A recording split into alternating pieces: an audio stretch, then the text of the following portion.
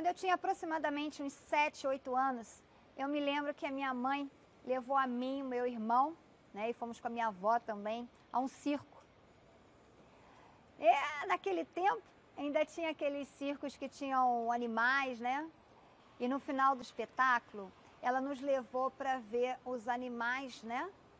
Que estavam ali atrás, tinham acabado de trabalhar lá no circo, né, de participar do espetáculo, e os animais estavam assim atrás, se alimentando, bebendo água. Eu me lembro que eu fiquei muito encucada, curiosa.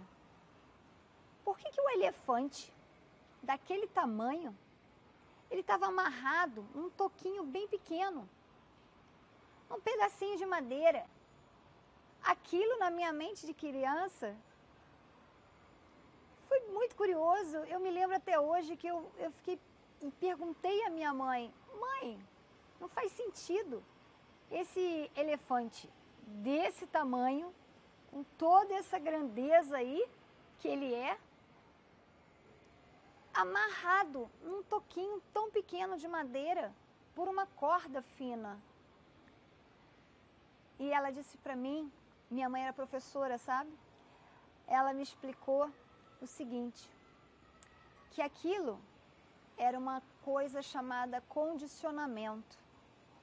Ela me explicou que aquele elefante, desde pequeno, foi condicionado a estar amarrado com uma cordinha e preso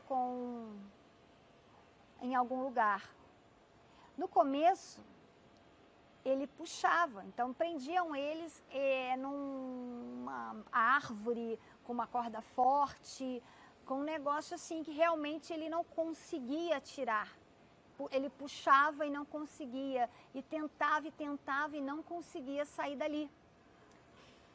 E assim foi sendo criado.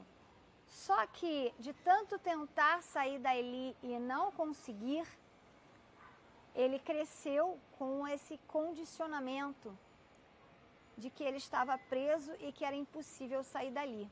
Então, a partir desse condicionamento, por mais fina que fosse a corda e por menor que fosse a tora de madeira, né, o pedaço de madeira, o condicionamento dele já dizia a ele que não era possível ele sair dali. Então, ele nem sequer tentava mais se libertar. Olha, eu fiquei satisfeita, né, com essa história e com esse ensinamento. E há poucos anos atrás, voltou essa história na minha cabeça.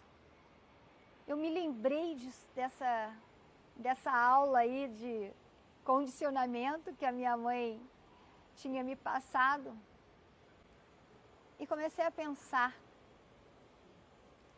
quantos dos nossos pensamentos são condicionados, quanto que a gente na nossa vida pode estar achando que está presa na árvore, está com um limite, que não consegue sair dali. E isso pode ser apenas um falso condicionamento, uma falsa crença, um falso limite. Um limite que foi aprendido ou acreditado quando a gente tinha um tamanho que a gente ainda não conseguia passar por aquele desafio.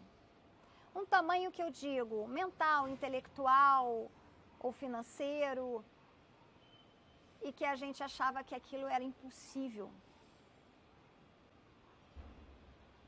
E depois de tantos anos, quantas coisas você já aprendeu, quantas coisas nós já desenvolvemos, qual é o tamanho que a gente está hoje?